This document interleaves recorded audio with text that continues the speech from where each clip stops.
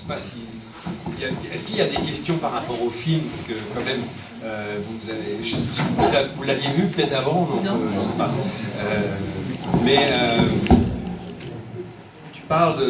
Vous parlez de la problématique des services français, enfin le côté français de l'affaire. Quand on est journaliste et qu'on travaille sur une enquête, le problème c'est qu'il faut des vivants. Du côté français, il y a eu une hécatombe, et c'était des gens qui avaient déjà un certain âge à l'époque des faits, et depuis, voilà, il y en a beaucoup de décédés. Vous avez pu voir Lopez. Lopez, je n'ai pas de nouvelles de lui, malheureusement depuis 2005. Il a déjà un âge avancé à ce moment-là, et voilà, il reste encore effectivement un des policiers vivants qui a été interrogé à plusieurs reprises par le juge Ramael. On ne désespère pas potentiellement qu'il nous en raconte un peu plus. Mais bon, pour l'instant, il a toujours claqué la porte au nez. Voilà. En décembre 2015, on a 15 jeunes Sahraouis qui ont disparu.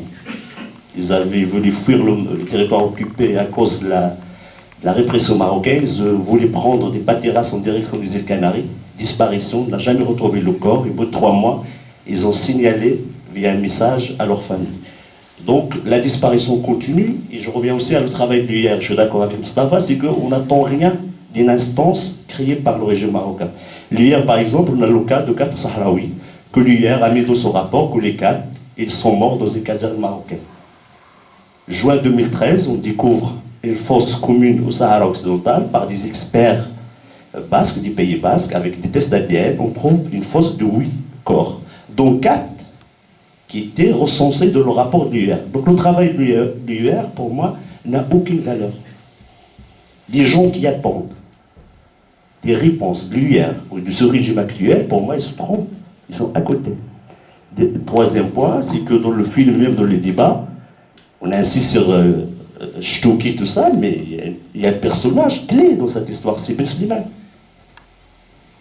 Et ça nous ramène au rôle de Ben Slimane sur la scène politique marocaine, le rôle de l'armée sur la scène politique marocaine.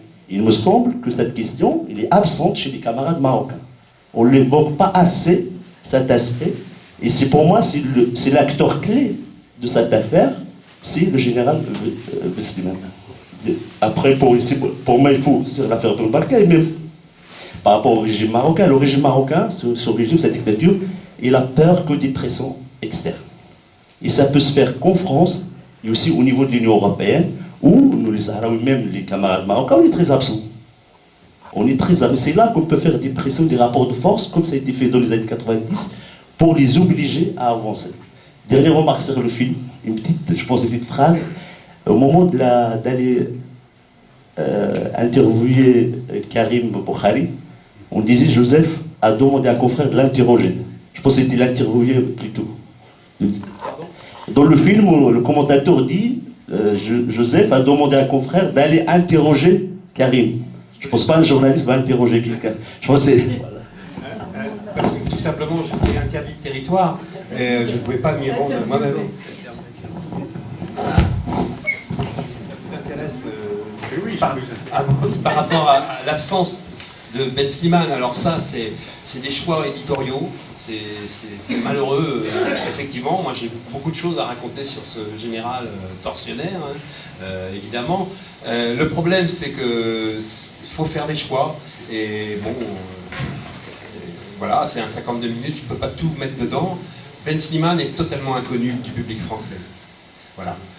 La problématique était là. Chtouki, déjà pour une tranche de la population âgée, ils connaissent ce nom, a été médiatisé, et ensuite Miloud Tounsi a été effectivement aussi médiatisé par votre serviteur, entre guillemets, mais Ben Slimane, j'y travaille, je l'amène tout doucement. Je ne sais pas si vous avez vu, j'ai fait un peu de promo, entre guillemets, par rapport au film, dans l'émission C'est à vous, un truc où normalement, moi, j'ai rien à y faire, hein, c'est pas ma tasse de thé, mais j'ai pu placer la problématique Ben Slimane. Et croyez-moi que la réaction de Ben Slimane est à la hauteur de ce que ça représente pour lui, parce que c'est notamment, disons, maintenant il est recherché dans l'espace Schengen, ce monsieur, et ça fait partie de la colère immense qu'ils ont eue lors quand ils ont suspendu la convention judiciaire franco-marocaine. Ça en fait partie. C'est le numéro 2 du régime, je le sais. C'est le cousin même du roi, donc il fait partie de la famille royale, et c'est un homme recherché pour enlèvement, meurtre et séquestration.